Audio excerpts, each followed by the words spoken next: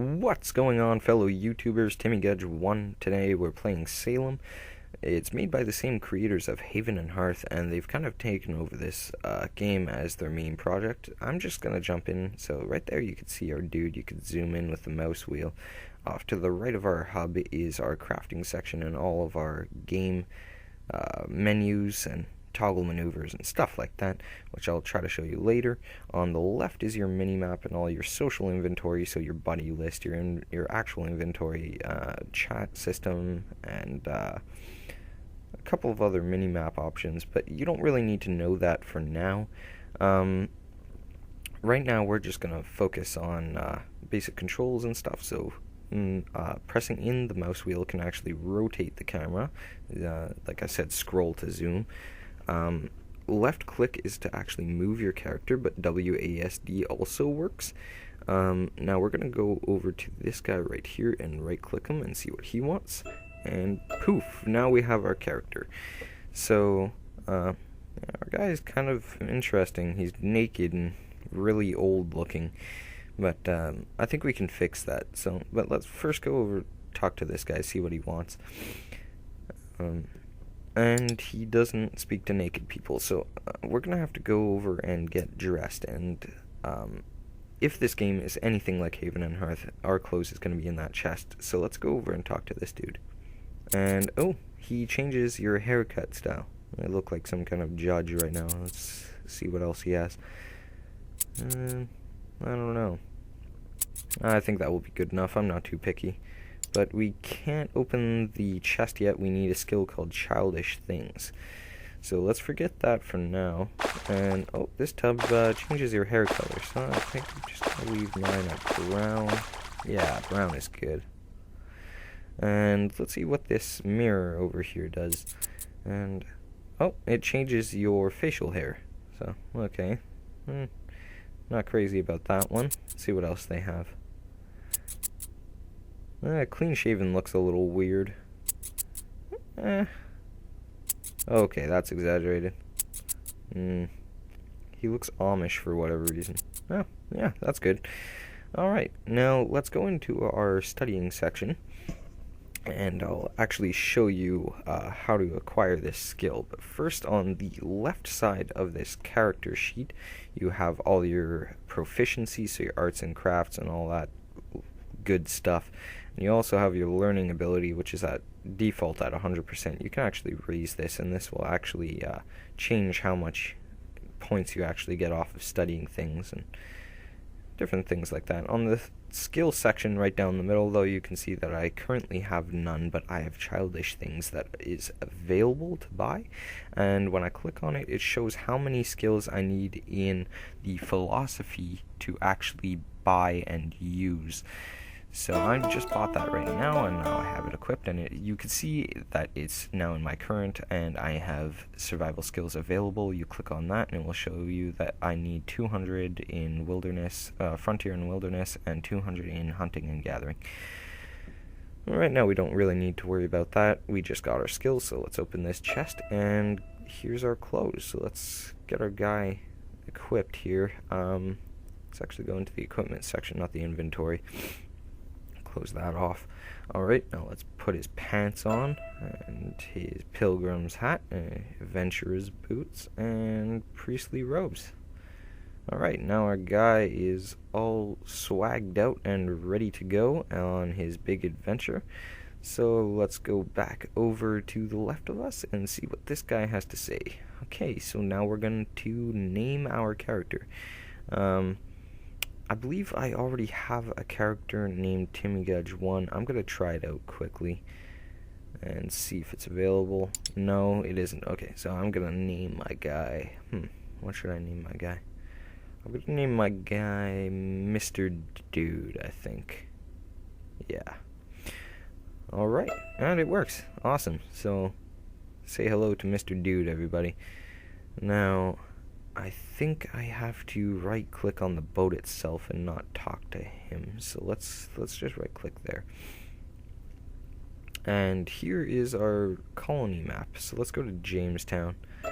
Now I'm not exactly sure which is the main town. It says on the right side that I have to speak with the wilderness guide. If you click on that, it gives you the tooltip. Each colony game server has a capital. You can fast travel between the capital town and your homestead. You can buy and sell items in the capital town.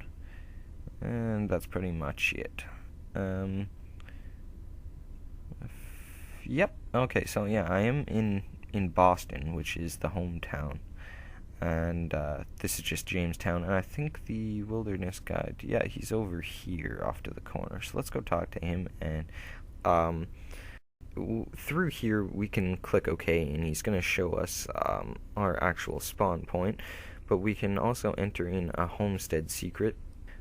This allows people to teleport you or teleport to you on spawn by entering in your homestead secret, or teleport you back. I'm not exactly sure how it works in this game. I haven't really used it. Okay, so he shows you 4 different spots. Now this spot right here, I'm not really crazy about. Now I'm kind of stuck in between 2 cliffs, and there's not a lot of trees or anything. It looks kind of barren, so I think I might actually try again and test our luck on a different place. I'm just gonna get right into the game. I'm sure you guys just want to see that, so you don't really care. So I'm gonna say, yeah, this is fine. I'm gonna click that. All right, so goodbye, Mr. Guide, and now I'm gonna start just by gathering some supplies here. So as you can tell on the mini map, there's some stuff. There's actually a smooth stone right up in front of me here, which I'm going to pick up, and that goes right into your inventory. Now, items like these are good for building, and if I can navigate the map here, I'm going to try to go pick up that stray chestnut. I just have to angle myself. And also, if you notice, the pathing is a little broken. You have to walk around the trees if you want to get anywhere, so you might notice I have some problems with that sometimes. Now, the stray chestnut, it's a studying item, so if you right-click on it, it actually has study there, but it has a whole bunch of different stats on what it actually shows you. And if you open up your studying section on your social tab here, if you put your cursor over it, it will actually show what points it will give you by studying it. So which is represented by the yellow bars. So if we go down to our available skills, survival skills, it shows us that we need 200 frontier and wilderness and 200 hunting and gathering, and this gives us way over the amount that we actually need. So I mean, that's good, but when we actually buy the skill, we're going to lose all this stuff like sugar and spice and sparks and embers and stuff that we have extra. So it's kind of a waste, but at this point, it doesn't really matter. I'm just going to study this, and I'm going to close it off for now because it's going to take a little while. We're going to go pick up some other stuff together. So, there's a mushroom around here, if I could find it. Where are you? I'm going to try to find it. It's over there, I see it. There we go. If you notice at the top, though, there's these 4 bars. So they have blood, phlegm, yellow bile, and black bile, which are all kind of, represented by their own color. Blood being red, phlegm being green, yellow bile being yellow, and black bile being black, or kind of silverish grayish. But if you actually eat items, notice how this waxen toadstool is an edible item. It actually shows you the events of how much it recovers when you actually eat it. So if you pass over the waxing toadstool, you'll notice that it shows you how much it's going to recover over time on your top bar. And you have to pay attention to this stuff like this, because different actions and different things that you do will actually lower these. And if you notice on the left, I actually have shroom poisoning. I mean, it's not really good to eat raw mushrooms or raw food that you just find anywhere. It's better to cook them, but since I'm still a filthy pilgrim to this world, I don't really care. So, but yeah, so now that's going to recover over time, so that's pretty neat.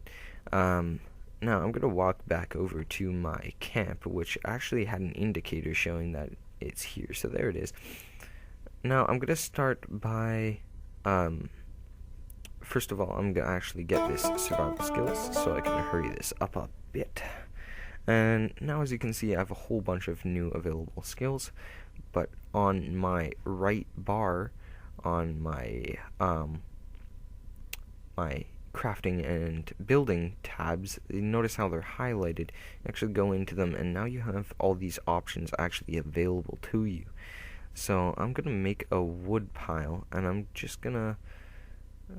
You can also make axes and torches too, which are helpful for chopping trees or lighting dark caves and stuff like that. There's some other stuff that you don't really need to know yet. It's still kind of early game. Right now it's really early game, but those items are more later game, so let's not worry about them. Right now I'm just gonna place down this pile of wood. Now, as it shows, I need 4 branches, so when you walk away it's gonna despawn. Just don't worry about that. Nothing happens. We could just place it again later. Now I'm gonna pick some branches by right-clicking on this tree, and all we need is 4, so let's not get any more than that. Now let's place down our pile of wood, and as you notice on the left side, when I click it and put the sticks in, the sticks move into the middle column. So on the left column is showing how many that we need. The middle column is how many are in that pile prepped to be built. And on the right side, once we actually start building, is how much the completion of building has been completed. If that makes sense. I'm not very good at explaining things, but let's build it. And poof, now we have our pile of wood. But it's not lit. If we want to make a fire, we actually need to craft tinder. So we actually need to gather supplies for that. That is under miscellaneous tools, and we have a tinder drill. So we need 2 sticks and 3 pieces of any tinder, and once we craft that, that will make our tinder. Then we can use that to start a fire. So let's go back over to these trees here and collect some more sticks. And now, if you hover over tinder, it says tinder is easily flammable material. You can get a hold of. Autumn grass, maple leaves, wood choppings, and cotton are common fuels for tinder. So now we're going to need to find something. If you open up your inventory, you also notice that in your crafting section, now this is an item that you don't need to place down. It's a crafting item, so it's going to build with stuff in your inventory. So when I close off the crafting section, you notice that the sticks get unhighlighted. And when I open it back up, the sticks are highlighted. So it actually shows you what you have available or what you can use to actually craft that item. So it's not too complicated. It's a pretty neat system. There's another stray chestnut over here. I think I'm just going to study that quickly. If you notice though that my phlegm is going down once I study stuff, phlegm is good to keep up high if you want to continue studying stuff. Now this right here is deep water. You can walk on the shallow water, but you can't actually go into the deep water without having the swim skill. And I just tried to chop that tree, but I remember that I need an axe, so we're actually going to build this axe first. I'm going to need 1 stick and a piece of flint. No, we don't have any flint. Smooth stones don't work, but there's a piece of flint on the map if I can navigate towards it. I'm going to pick that up, and I'm going to quickly craft myself an axe, and we can continue on our adventure. So here it is. Let's pick it up. And poof, now we have it. It's highlighted in green. Let's craft it, and now we have our freshly made axe, which we're going to have to equip in our inventory. So let's open that up and place that onto our dude. If you notice, the guy actually has it on his right hip there. So you could also get torches and other equipment, saws, and it's actually going to show on your character once you have them equipped. So it's a pretty neat system. You don't have to open up your inventory. And I don't think, I can't chop this, mainly because the item, or the hitbox of the item is actually in deep water, so it was worth a try. But now we're going to go pick some leaves. Notice how we need, you can't pick leaves from certain trees. Some trees you can.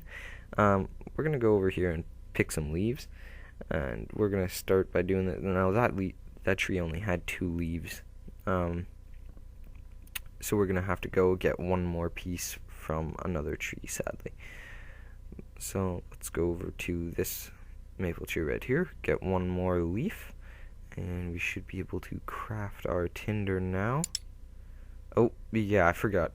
We used a stick while making an axe, so I'm gonna need to collect one more branch quickly. Sorry about that. Now we have it, and now we're ready to craft. So some items take a little while longer to craft than any other usual items. It all depends on really how needed it is. I just accidentally left click, so I just dropped my tinder on the ground, but you can see it's still there. You can go over and pick it up. So let's right click it with it in our hand, and he's actually going to start making that fire. Now that takes a while, and if you notice, it's actually draining my black bile, and it's draining it quite fast. So you have to pay attention to stuff like this, and eating stuff like those waxing toadstools really help recover all that missing stats. And if you run out of stats like that, you can have different negative effects. So some of them just don't even matter. I think phlegm. If you run out of phlegm, you pretty much just can't study. No, I'm not sure if that's correct or not, but it has really no negative disadvantages. But stuff like blood, if you lose too much blood, you can die. So, I believe you can actually fuel the fire. Now, I'm not sure how this works. Apparently it doesn't want to. I just dropped it. I'm not sure if you have to be beside it or if that's a different fire pit. It's been a while since I've actually played this game. I'm hoping with popularity it's actually gonna pick up again, and I think I'm gonna actually make a couple of more gameplays like this. If you guys enjoy, please leave a like and subscribe if you want to see more. But that's pretty much all the time I have for today, so just hit me up in the comment section if you want any more of these videos. I'll get back to you as soon as I can. Have an awesome day, YouTube, and I'll see you next time.